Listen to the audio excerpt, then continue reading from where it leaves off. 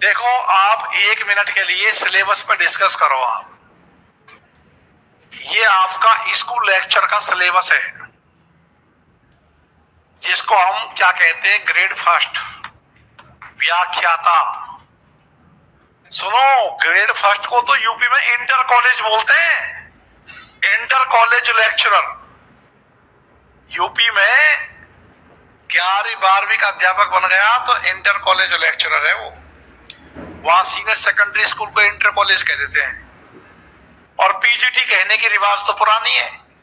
KVS में, NVS में, दिल्ली में इनको फर्स्ट ग्रेड के नाम से नहीं जानते, पीजीटी। और एक टीजीटी सेकंड ग्रेड। देखो मित्रों, जिन छात्रों ने सपना बना लिया है कि हमको इस साल ग्रेड फर्स्ट बनना है, ये उसका धर्म है कि उसकी दीवार पर ये सिलेबस चिपक जाना चाहिए।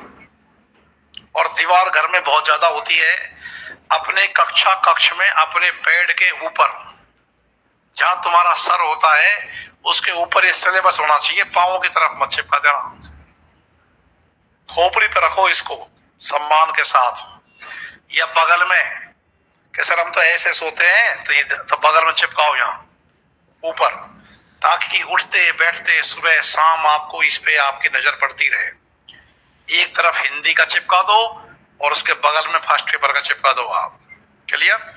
देखो सुनो, संधि, समास, उपसर्ग और प्रत्यय, ये व्याकरण के केवल 4 ही टॉपिक ऐसे हैं जो थोड़े बहुत समझने के लायक होते हैं। बाकी तो ये टोटल, और इसमें भी क्या है, नियमों में रेक्टिफिकेशन चलता है। रट डालो इसके जितने भी नियम वगैरह हैं। इसको पढ़ाने के लिए अध्यापक की भी आवश्यकता नहीं होती सही मायने में देखी जाए तो, पर फिर भी तुमको क्लास मिल रही है, वो आपको पढ़ा भी रहे हैं। इसके अलावा भी और हमारे पास टीचर्स की क्लास है, वो भी आप देख सकते हो। वासुदेव नंदन प्रसाद और माध्यमिक शिक्षा बोर्ड, इनकी किताबों को भी आधार बना लो। जो विद्यार्थी का सेकंड ग्रेड से कोई संबंध नहीं है, वो इन व्याकरण के टॉपिकों के अलावा और किसी टॉपिक को ना देखें। आपको ये खूब अच्छे से पता है कि इस सिलेबस में जो ये 3 लाइन है ऊपर की, इसको मैं नहीं पढ़ाता हूं। इसके बाद पूरा सिलेबस आपको मैं ही पढ़ाता हूं, है ना। मैं अब क्या पढ़ाऊंगा, अनेकार्थी में, वाक्यांश, वैसे मैं चाहूं तो मुझे बोरिंग तो यही लगते हैं ऊपर के 4। बाकी के ये 2 तो मैं आपको बहुत अच्छे से करा भी दूंगा। सबसे एंड में भी तुम चाहोगे ना तो मैं भी इसको भी करा दूंगा, क्योंकि मुझे कोई बहाना नहीं चाहिए कि सर इसमें से 10-12 क्वेश्चन आए, हमारे 2-4 गलत चले गए क्योंकि आपने नहीं पढ़ाया, वो बहाना भी खत्म। चलो ठीक है, सबसे लास्ट में बात कर लेंगे। लेकिन देखो, एक क्वेश्चन संधि से आएगा, एक आएगा समास से, एक आएगा उपसर्ग से और एक आएगा प्रत्यय से। ये बैलेंस पेपर होता है। इसके बाद में पर्यायवाची शब्द है, विलोम शब्द है। इनमें से कोई सा भी आप या एवरेज मानो तो एक एक मान लो। समश्रुत भिन्नार्थक शब्द सुनने में एक जैसे लगते हैं, है ना, लेकिन उनके अर्थ अलग निकलते हैं। ये आपको खूब पता होगा, है ना। तो जैसे अनिल और अनल, इस प्रकार के शब्द आते हैं ना, सब्जियों को बोल देते हैं उसको। ये इसमें से आपका एक क्वेश्चन, अनेकार्थी शब्द से भी एक क्वेश्चन, और एक वाक्यांश के लिए एक शब्द से एक क्वेश्चन। इधर शब्द शुद्धि और वाक्य शुद्धि से मिला करके 2 क्वेश्चन। ये क्वेश्चन बने 1, 2, 3, 4, 5, 6, 7, 8, 9, 10, 11। कितने क्वेश्चन बने? 11। परंतु इनकी संख्या आप देखेंगे कि 11 से लेकर के 18, कभी कभी 18 भी। वैसे इसकी बेहतरीन और सामान्य एवरेज 15 क्वेश्चन की है ना। 15 क्वेश्चन तक तो इसमें से आ ही जाते हैं। अब जो हमने एक एक गिने हैं ना, इसमें क्या है कि जो ये आपको शब्द शुद्धि और वाक्य शुद्धि दिख रहा है, ये बड़ा भयंकर टॉपिक है। इसमें क्या है कि हिंदी के अध्यापक से उम्मीद करते हैं कि उसकी ये गलती बिल्कुल ना हो। तो जो 2 क्वेश्चन जोड़ रहे हैं ना, ये प्लस 2-4 क्वेश्चन भी यहाँ से आ जाते हैं। इनसे तो वो एक एक ही पूछता है, अनेकार्थी, वाक्यांश, समश्रुत, है ना, विलोम, पर्यायवाची। फिर यहाँ से जो हमने एक एक क्वेश्चन गिने हैं ना, तो इसे खूब से खूब आप 2-2 क्वेश्चन कर दो, बस यही लास्ट है। और कितने क्वेश्चन बढ़ा दिए हमने? 4 तो यहाँ बढ़ा दिए और 2 यहाँ, 6 बढ़ा दिए तो 16 क्वेश्चन हो गए, है ना। इससे अधिक ग्रेड फर्स्ट व्याकरण का रोल नहीं है। इनमें से भी 15 क्वेश्चन में से आपने ग्रामर में कभी भी कुछ नहीं पढ़ा तो मुझे उम्मीद है कि 10-11 से कम तो कोई विद्यार्थी छोड़ता ही नहीं है, चाहे वो बिल्कुल भी नहीं पढ़ा हो, क्योंकि ऐसी ग्रामर नहीं आती, इसमें हुआ नहीं आता है। ये पहली लाइन के अलावा ये जो दूसरी लाइन है पूरी, और वे भी केवल वासुदेव नंदन की पतली सी पुस्तक है, बहुत अच्छे इसमें नियम समझा रखे, अच्छे अच्छे इसमें उदाहरण दे रखे।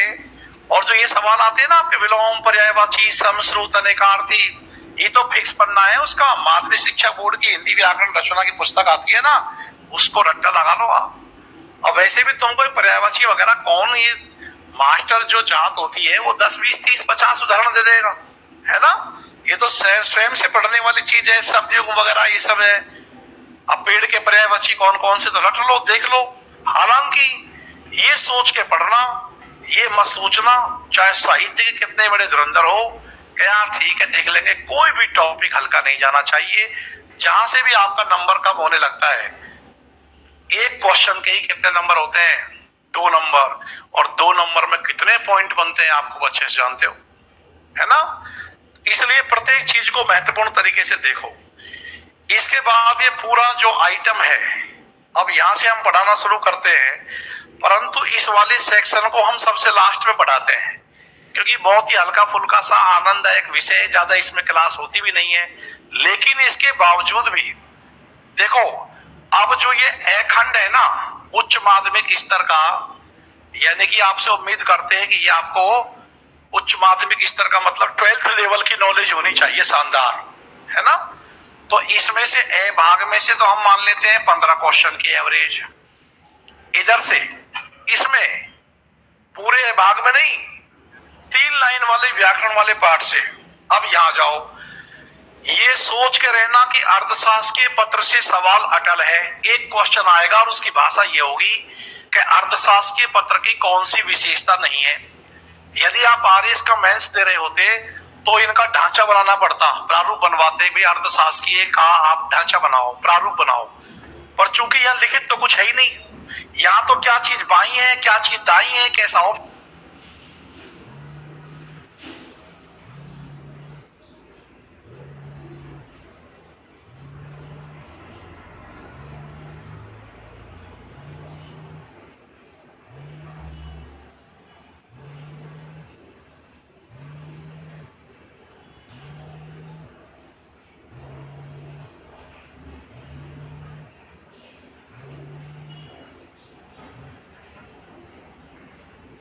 औपचारिक है, अनौपचारिक है, कहाँ दिनांक है, कहाँ पत्र क्रमांक है, पत्र क्रमांक में उसका क्रमांक क्या आएगा, राजस्थान सरकार कहाँ लिखोगे, साइन कहाँ होंगे, प्रेषक कहाँ है, प्रेषित कहाँ है ना।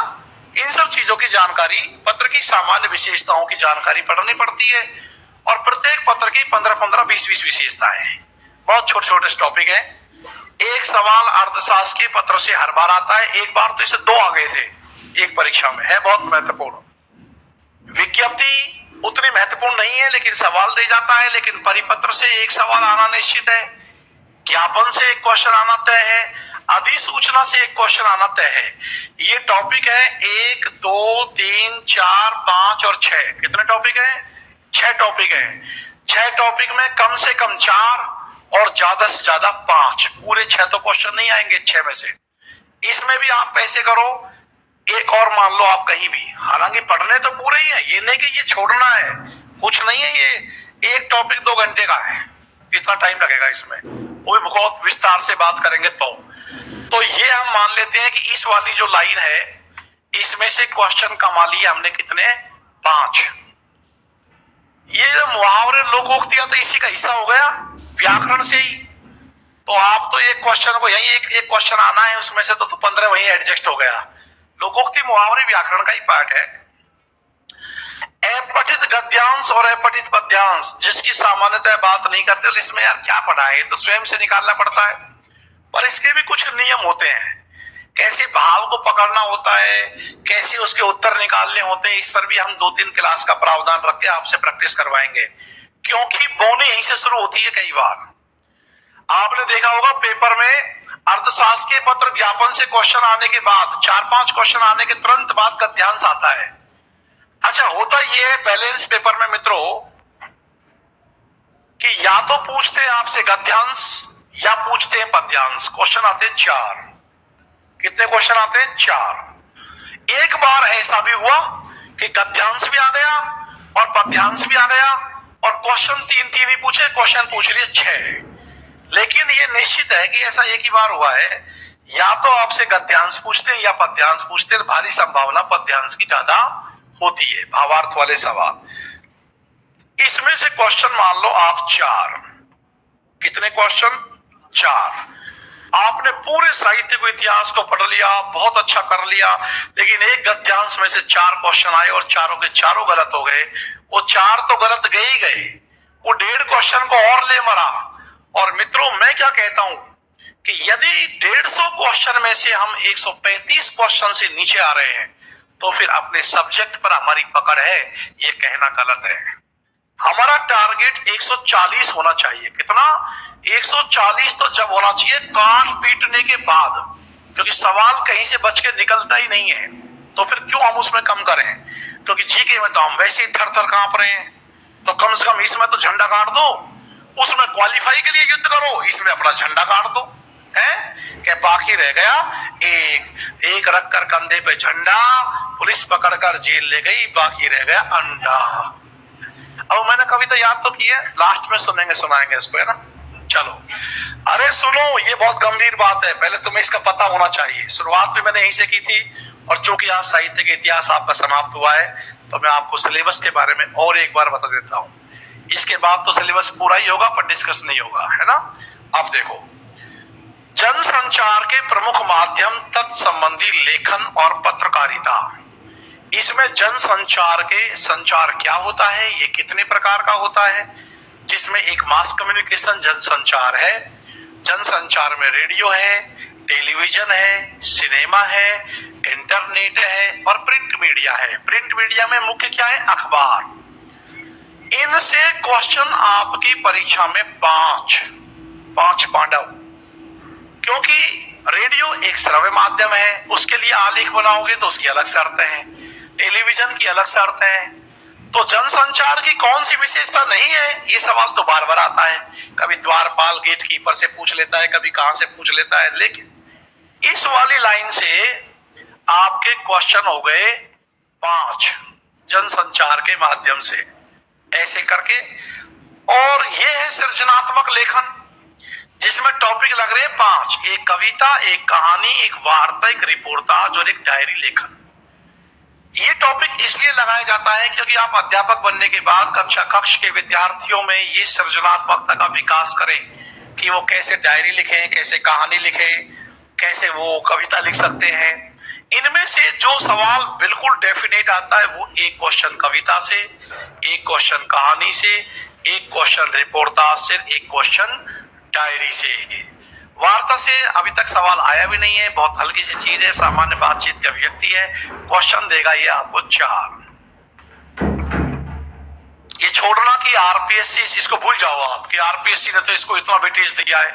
ऐसे पिछली बार हुआ बना दिया ग्रामर के मास्टरों ने कि सेकंड ग्रेड के पेपर में साहित्य तो आई कहां रहा है, मतलब व्याकरण के आएंगे 100 क्वेश्चन, व्याकरण के आएंगे। बच्चों को इतना भ्रमित किया, बच्चा ले व्याकरण के क्वेश्चन ले, लग जा, सेकंड ग्रेड बन जा। फंस गया बेटा। ये साहित्य के धुरंधर सवाल आए, घुटने टिक गए उसके। अरे कहीं से कितना भी आए, क्यों जाए, जिस भी पक्ष को आपने हल्का समझ लिया वही हमको हल्का कर देगा। सीधी सी बात ये है ना? अब देख लो आप, ये जो खंड 1 उच्च माध्यमिक का ए भाग है, ये आपको इतने क्वेश्चन दे रहा है। अब ये क्वेश्चन कितने हो गए?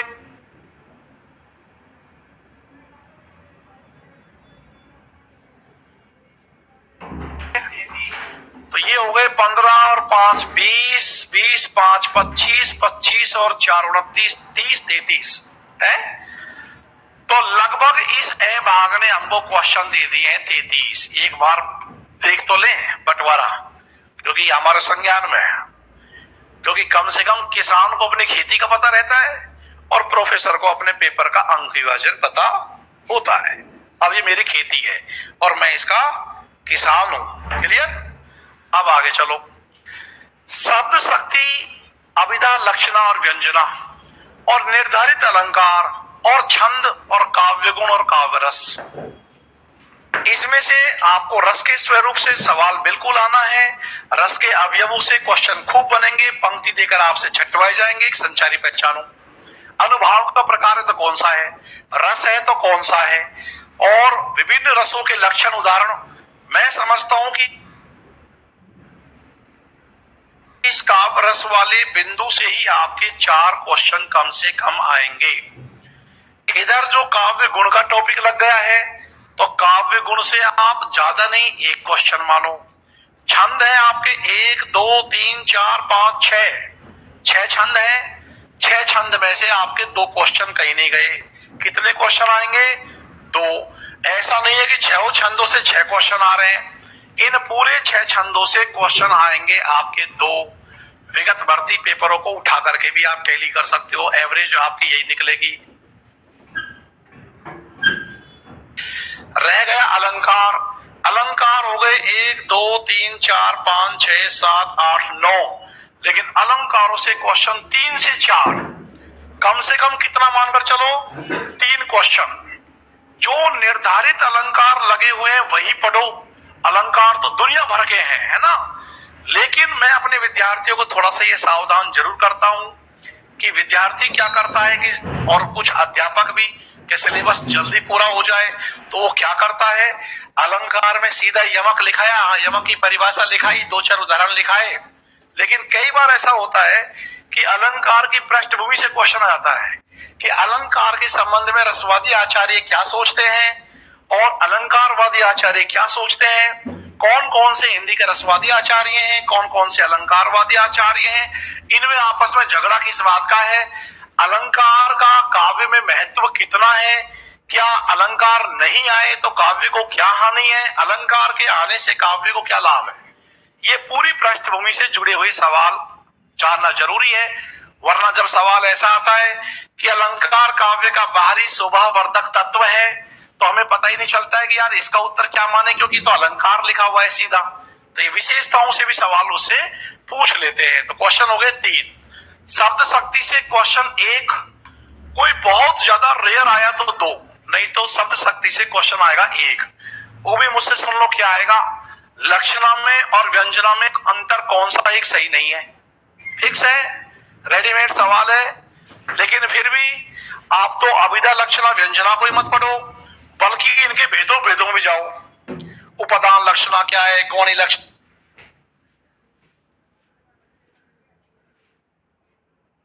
क्या है, आर्थी व्यंजना क्या है, शाब्दी व्यंजना क्या है, अभिधा मूला शाब्दी क्या है, लक्षणा मूला शाब्दी क्या है। कई बार तो उसके भेदों में चल जाता है। जैसे 2015-16 में क्वेश्चन आया था, चिरजीवो चोरीचरो क्यों न सने गंभीर को घटी वर्ष बाण जाते हुए हलदर के भी। अब छात्र को पता है कि यार व्यंजना तो ये शाब्दी व्यंजना है, पर शाब्दी व्यंजना में अभिधा मूला शाब्दी व्यंजना है या ये लक्षणा मूला शाब्दी व्यंजना है, ये क्या हो गया।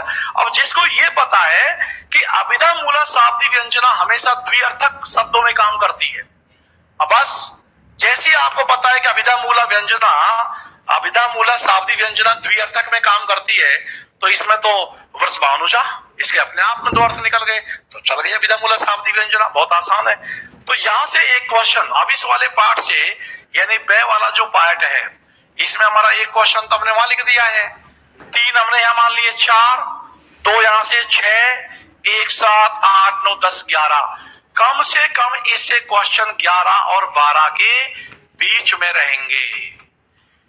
ये मैं सोच रहा बस ही काव्य शास्त्र से इतने क्वेश्चन है 11-12। वो बैठा हुआ है ना बाबा, वो बैठा हुआ है अभी स्नातकोत्तर स्तर का काव्य शास्त्र सबसे भयंकर है।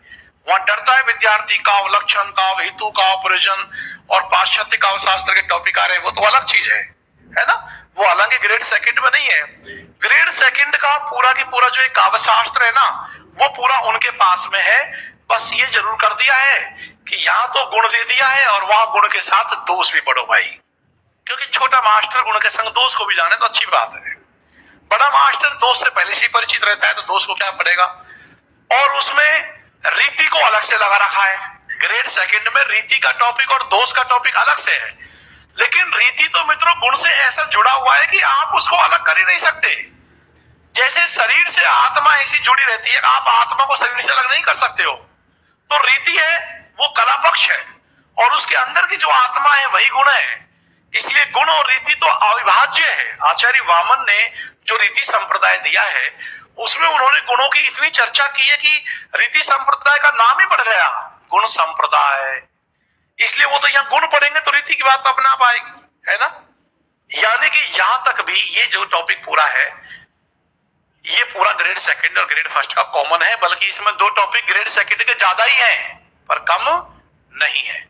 आप कहोगे कि ग्रेड सेकंड में ये 2 टॉपिक ज्यादा क्यों हैं? क्योंकि इनके यहाँ स्नातकोत्तर स्तर का काव्य शास्त्र नहीं है। अब देख लो, अब पूरा मिला जुला करके हमने जो ये खंड 1 है इस पे कितने क्वेश्चन मान लिए हैं बता दो?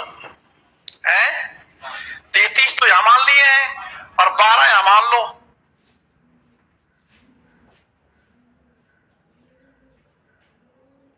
ऐसी कुछ भी लिख दे अपने बंटवारे में, लेकिन उस बंटवारा वो मान्य नहीं होता है। बैलेंस पेपर ऐसे बनेगा, ये आपको 90 अंक देगा। अब कितना मजा आ जाए इसमें गिरदा वाला कि 90 अंक में से निवास आपको 90 अंक देगा। अब कितना मजा आ जाए इसमें गिरदा वाला कि 90 कोई वो है क्या? कोई वो है क्या? अरे तो मुझे बताना आप, इन 2 लाइनों को भी मैं लास्ट में डिस्कस कर लूंगा, तुम उसकी भी टेंशन मत करो। लेकिन मुझे बताना कि जो मैंने पढ़ाया है उसमें से बाहर कौन सा सवाल है, ये तो करोगे तुम लोग। अब ये मत कहना गुरु जी आप तो लिखा ही इतना रहे हो कि उससे बाहर क्या आएगा। इससे क्या मतलब है भाई? एक रजिस्टर तुम्हारा फालतू बन रहा है तो है, तो ये तो कोई बात नहीं हुई भाई। देखो इतना तो पढ़ना ही पड़ेगा, और मेरे दृष्टिकोण से तो ये बहुत संक्षेप है, ये विस्तृत नहीं है ना। और मैं कोशिश ये करूंगा मित्रों कि आपको अलंकारों के भी उदाहरण हुई जो परीक्षा में आते रहते हैं, खूब लिखा दूंगा 20-20, 30-30, उन्हीं में से घूम के सीधे आ जाते हैं यार, है ना। लेकिन नॉलेज को ऐसे विकसित कर लो, काव्य शास्त्र में तो रट्टा नहीं लगाना है कि वो पंक्ति पढ़ रखी है तभी उसका उत्तर खोजे। अरे एक बार उसका कैसे अर्थ निकलता है, फिर परिभाषा विशेषता आपको याद है, और टूटा फूटा अर्थ निकाल लिया तो कैसी पंक्ति काव्य शास्त्र के आ जाओ। देखो मैं आपसे ही प्रैक्टिस करवाऊंगा, इसीलिए मैं कह रहा हूं कि इसमें टाइम लगेगा, क्योंकि प्रैक्टिस बोर्ड पे होगी, उसी से समझ बनेगी। ये गाइड वाइड तो भरमार इतनी है, उससे कोई मतलब नहीं होता है। तुम खुद इतना ज्ञान ले लो कि हम खुद ही गाइड लिख दें यहाँ, है ना। वो प्रैक्टिस होगी, उसमें मैं आपको रोज का पेपर लूंगा काव्य शास्त्र में। आज पढ़ाया, आधे घंटे में पेपर सॉल्व करो, डिस्कस करो, तो रोज में ये करेंगे ना तो आपकी वो खुल जाएगी जो एक संकोच प्रवृत्ति है। अब आगे चलो, कितने क्वेश्चन बना दिए? 45। अब आ जाओ, ये बाबा है, ये इतना बड़ा बाबा है कि मैं आपको 11 जुलाई से आपका दिमाग खा रहा हूं, और आज जाकर के मैं औपचारिक रूप से हिंदी साहित्य के इतिहास के अंत की औपचारिक घोषणा करता हूं। ये भी औपचारिक घोषणा है, अनौपचारिक तो साहित्य इतिहास की लेखन परंपरा जितना डूबो उतना कम है। लेकिन मैं आपको बता दे रहा हूं कि इस वाली इकाई से भाई ग्रेड सेकंड में तो देखो क्वेश्चन आप ही मानकर चलो कि हाँ 45 के आसपास जुगाड़ बैठ जाएगा। बहुत प्रेमी व्यक्ति हुआ 50 तक भी ले आएगा, मान लो मुझसे बनवा लो सेकंड ग्रेड का, 50 तक पूछ डालूंगा। लेकिन अपने उसमें क्या चलेगा? ग्रेड फर्स्ट का क्या मानते हो आप? 48। ग्रेड फर्स्ट में 55 से अधिक और 60 से कम, इसके बीच के एवरेज में आप 58 पा जाओ। बिल्कुल ठीक कह रहे हो आप। इससे आपका क्वेश्चन आएगा 58। 55 से तो कम नहीं आएंगे और 60 से अधिक नहीं जाएंगे, तो बीच का रास्ता निकालो 58। ठीक है। अब इसमें देखो आपको ना इसको तो पढ़ने की कोई बात करने की आवश्यकता ही नहीं है, सब आपके रजिस्टर पे दर्ज है। लेकिन विशेषताओं पर विशेष ध्यान दो। अब जैसे मान लीजिए मैं हिंदी साहित्य का इतिहास पढ़ रहा हूं, चलो लेखन परंपरा को पढ़ लिया। आदिकाल की प्रवृत्तियां पहले है ना, सिद्ध साहित्य, नाथ साहित्य, जैन साहित्य, रासो साहित्य, सबसे पहले इनकी प्रवृत्तियों को याद करो। फिर इनके प्रमुख रचनाकार जिन्होंने रचनाएं लिखी है और रचना में कोई विशेषता अंदर से आ रही है तो बस वो विशेषता हो गई। अब ये हमको खूब पता है कि संत काव्यधारा है, इसमें एक क्वेश्चन तो आएगा विशेषता से, एक क्वेश्चन आएगा इसके प्रतिनिधि कवि से, और फिर ऊपर में कोष्टक में दो काकाओं के नाम लिख दिए, तो इनको और ज्यादा वेटेज देके पढ़ लो। अरे दादू के बारे में कौन सा कथन सही नहीं है, ये क्वेश्चन तो आएगा ही। कबीर के बारे में कौन सा कथन सही नहीं है। देखो कुछ लोग क्या समझते हैं कि अरे यार गुरुजी ने इतना पढ़ाया क्यों है, ये सूफी साहित्य में तो दो ही कवि लग रहे हैं, जायसी और मंझन। अरे ये दो सर्वोपरि है, लेकिन पढ़ना पूरा है। क्वेश्चन तो नूर मोहम्मद से आएगा, है ना। वो उसका मतलब ये कि पूरी परंपरा का ध्यान लेने के बाद में इन दो पर ज्यादा फोकस करो, वो ये कहना चाह रहे हैं ना।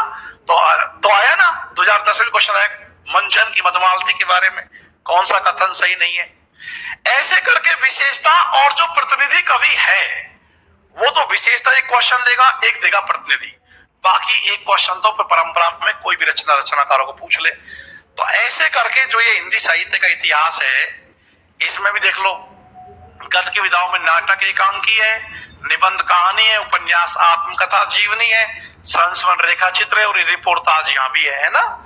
तो ये आपने, इसके अलावा भी हमने कुछ कुछ विधियों को देख लिया, जैसे साक्षात्कार, डायरी, पत्र साहित्य, पत्रिकाएं, जो डायरेक्टली हमारे कोर्स में नहीं है। और ये सब पूरी समकालीन कविता तक तो हम सबने पढ़ाई है ना। तो अब बता दो कि आपके खंड 2 से क्वेश्चन 58 जोड़ लिए, वहां जोड़ लिए कितने, 45। तो यानी कि 3 तक पहुंचने से पहले हम 58 और 45 क्वेश्चन की बात कर रहे हैं। तो 8 2 10 3 13 को 3 हासिल लगी 1, हम 103 क्वेश्चन पे आ गए हैं। ठीक है, 103 क्वेश्चन। अब ये जो है ना, ये थोड़ा सा मामला, अभी रुको, अब देखो सुनो। स्नातकोत्तर स्तर पर आपसे अपेक्षा ये की जाती है कि एक तो आपको काव्य शास्त्र की नॉलेज हो और एक कुछ विशिष्ट रचनाओं की आपको जानकारी हो, है ना। अब इसमें देखो, काव्य हेतु सबसे एक एक सवाल तो सबसे आना है, बल्कि अरस्तु से कई बार 2 आ जाते हैं। अरस्तु और लॉन्जिनस बड़े विचारक हैं। तो टॉपिकों के नाम को संख्या गिनो, 1 2 3 4 5 6 7 8 9 और 10, बस। तो 10 से कम 10 और 12, जो मैंने कहा कि लॉन्जिनस और अरस्तु से 2-2 क्वेश्चन की एवरेज निकल जाती है कई बार। यहां से क्वेश्चन बनेंगे आपके कितने, 12 क्वेश्चन। रचनाओं को भी छोड़ दो, आप पूरी रचनाओं को यहां से लेके और यहां तक छोड़ दो, और अब यहां आ जाओ मनोविज्ञान पर। अच्छा, मनोविज्ञान के बारे में एक परंपरा चली आ रही है कि मनोविज्ञान हमको 30 क्वेश्चन देता है, क्लियर। लेकिन पिछली बार ये नियम टूट गया, साहित्य के इतिहास का दायरा काव्य शास्त्र का बढ़ा दिया गया, इसको घटा दिया गया। इसमें से क्वेश्चन आए थे 22 क्वेश्चन थे, है ना। कितने थे, 22। लेकिन 22 को छोड़ो, हम तो ये मान लेते हैं कि इसमें से क्वेश्चन आ रहा है 30, नियम तो 30 का ही है। पर मैंने कहा कि नियमों से पेपर नहीं बनते। यदि नियमों से पेपर बन रहा होता तो नियम तो पहले से ही आरपीएससी ने बना रखा है ना, कि भाई 30 क्वेश्चन आएंगे। तो गिन लो आप लोग, 22 क्वेश्चन है। 22 में से 21 क्वेश्चन ऐसे हैं जो एवं जिसके लिए पढ़ने की जरूरत नहीं है, एवं ही हो रहा है। एक क्वेश्चन जरूर आया था, वो शायद डिलीट हो गया, उसमें कुछ मिस्टेक थी। तो ऐसे करके हम तो ये मान रहे कि इसमें से 30 क्वेश्चन आ रहे हैं, क्लियर। इससे अधिक तो आएंगे नहीं। अच्छा, इससे कम आ रहे तो हमारी बल्ले बल्ले, तो या तो हिंदी साहित्य का इतिहास बढ़ेगा या काव्य शास्त्र बढ़ेगा, और दोनों भी हमारी क्या है, बल्ले बल्ले है। क्योंकि रेनेसां का विद्यार्थी का यदि ये पक्ष मजबूत नहीं है तो मजबूत क्या हुआ फिर, है ना। और बढ़ोतरी वही होगी। तो चलो होने दो इसको, इसमें तो हमने 30 मान लिए। अब आप टोटल क्वेश्चन जोड़ लो, 103 में 12 जोड़ लो, कितने हो गए, 115 हो गए। क्वेश्चन ही हो रहे हैं ना ये। अब इसमें 30 जोड़ लो, कितने हो गए, 145 क्वेश्चन हो गए। जबकि टोटल कितने होने चाहिए, 150। कितने क्वेश्चन रह गए, 5। अब ये 5 क्वेश्चन जो रह गए हैं, ये मानकर चलो कि ये 5 क्वेश्चन पिछली बार, ये 7 क्वेश्चन इसमें से तो कर दिए कम, मनोविज्ञान से तो कर दिए कम, और रचनाओं से क्वेश्चन आ गए लगभग 10 के आसपास।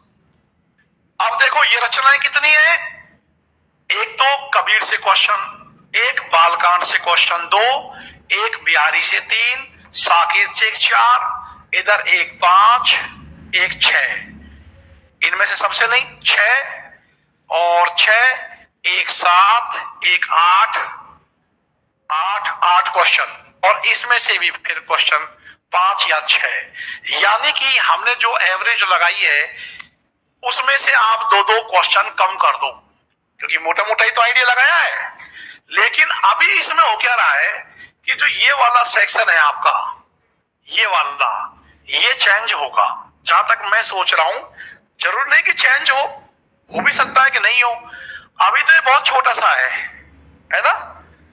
लेकिन यदि इसकी जगह एनसीईआरटी की 11th 12th लग गई, क्योंकि सीनियर सेकेंडरी में लगेगी तो 11th 12th लगेगी, मतलब ग्रेड फर्स्ट में, और ग्रेड सेकंड में लग गई तो उसमें 9 और 10 भी इंक्लूड होंगी, और 11 और 12 भी होंगी, उसका सिलेबस और ज्यादा बढ़ जाएगा। देखो, यदि इसमें से क्वेश्चन आएंगे तब तो 8 से 10 क्वेश्चन में ही मामला सटक जाएगा। लेकिन यदि एनसीईआरटी लगा दी तो भाई एनसीईआरटी में से तो 22 से 25 क्वेश्चन तक पहले की परीक्षाओं में पूछे गए हैं। ऐसा पेपर हो चुका है, जैसे पहले एनसीईआरटी थी, वहां से 22-23 क्वेश्चन बीच में से उठाए गए, तब इनका अनुपात थोड़ा बहुत ऊपर नीचे बढ़ेगा घटेगा। तो ये समीकरण है आपके पढ़ने का, ये वाला पार्ट है, इसको जब तक मत पढ़ो, आप यूं अपने इंटरेस्ट के लिए पढ़ लो। निबंध और कहानियां छोटी छोटी सी तो लग रही है ना। लेकिन फिर ये मत कहना कि ये पढ़ने के बाद में, क्योंकि मैंने ये जो सुबह का बैच जो मेरा कंप्लीट हुआ है उसमें भी मैंने ये नहीं पढ़ाया। हालांकि किसी बच्चों के कहने पर जो पिछले बैच की पूरी क्लास रिकॉर्ड हो चुकी थी ना, ये पूरा जो हमने पढ़ाया है इसमें हमने उनको जुड़वा भी दिया है कि तुम चाहो तो पढ़ते भी रहो, लेकिन जब चेंज ही हो जाएगा तो पढ़ने का मतलब क्या हुआ, है ना। ये मामला है। अब दूसरा टॉपिक है, बहुत छोटा सा है, देखो एक ही लाइन का है, जो ग्रेड फर्स्ट और ग्रेड सेकंड दोनों में कॉमन है, वो है क्या, हिंदी भाषा का उद्भव और विकास, और उसकी बोलियां, उपबोलियां और राजभाषा और देवनागरी लिपि, ये टॉपिक है। और यही टॉपिक ग्रेड सेकंड में भी है ना। अब इसमें से क्या मानकर चल रहे हो आप, कितने क्वेश्चन आएंगे, देखो 4 से तो कम नहीं आएंगे और 6 से अधिक नहीं आएंगे, तो बीच का बैलेंस मामला मान लो 5। इस लाइन से 5 क्वेश्चन मान करके चलो। पिछली बार तो ऐसे आया है, बस इसमें जो अपन ने 30 जोड़ रखा है ना, ये 22 पे अटक के रह गए, तो समीकरण पूरा वही निकल गया जो अपन ने लगाया है। ये मामला है। अब इसमें ऐसा कोई टॉपिक नहीं है जो कम महत्वपूर्ण हो। भाई अधिसूचना लगी हुई है तो भी पढ़ो, एक क्वेश्चन तो वहां से भी आएंगे। एक क्वेश्चन को बटोर रहे हैं तब जाके अपना पूरा समीकरण बैठ रहा है। और तैयारी यदि बहुत बढ़िया मुकम्मल हो गई ना मित्रों, तो आप ये मानकर चलो कि 150 में से 8-10 क्वेश्चन तो भले ही चले जाए, क्योंकि अब आरपीएससी ने पिछली बार तो ये गलती कर दी कि 9 क्वेश्चन डिलीट कर दिए, तो उसका मतलब क्या हुआ। लेकिन जिनके 9 क्वेश्चन डिलीट हो गए फिर भी ऐसे मारती है, जब भी तो 141 क्वेश्चन तो बचे ना, जिनके 135 सही है। काट पीटने के बाद में, जो डिलीट करने के बाद भी जिनके 135 क्वेश्चन सही है, तो डिलीट हुआ तो अंक बाहर बढ़ गया, लेकिन वो पेपर फर्स्ट क्वालिफाई नहीं कर पाए। ऐसे कई विद्यार्थियों को जानता हूं, अब 135 का स्कोर ला करके भी जो नौकरी नहीं कर रहा है, उसको क्वालिफाई के लिए और इसको युद्ध स्तर के लिए ऐसे तैयार रखो। क्लियर बात। चलो अब हम इसमें से इस टॉपिक का पहले अध्ययन कर लेते हैं, जो टॉपिक दोनों में ही कॉमन है। अब इसके बाद में फिर अपन इधर आ जाएंगे, और जो ये लगा हुआ है ना आपका, ये शब्द शक्ति से लेकर के ये छंद रस अलंकार, इनमें एक ही दो अलंकार होगा तो खैर थोड़ा सा भेद आ रहा है, पर वो समग्र उसको देख लेंगे हम, है ना। चलो अब क्या सोच रहे हो कि मजे हो गए, ग्रेड फर्स्ट की तैयारी में ग्रेड सेकंड हो गया और ग्रेड सेकंड की तैयारी में ग्रेड फर्स्ट हो गया, मजे हो गए। लेकिन लास्ट में जब गद्य पद्य के पाठ पढ़ेंगे ना, तो दोनों का टाइम अलग अलग कर देंगे। फिर वहां और क्या समझ रहे हो, मैं भी जान रहा हूं, अंतिम हथियार अपने हाथ में रखूंगा, अभी तो पढ़ते जाओ। चलो, है ना, जो ग्रेड सेकंड का है उसको फर्स्ट ग्रेड क्यों बनाए, और जो ग्रेड फर्स्ट का है उसको सेकंड ग्रेड से क्या लेना क्या देना, ठीक है। चलो इतनी बात करनी बहुत जरूरी थी मित्रों। अब अपने टॉपिक पर आ जाओ।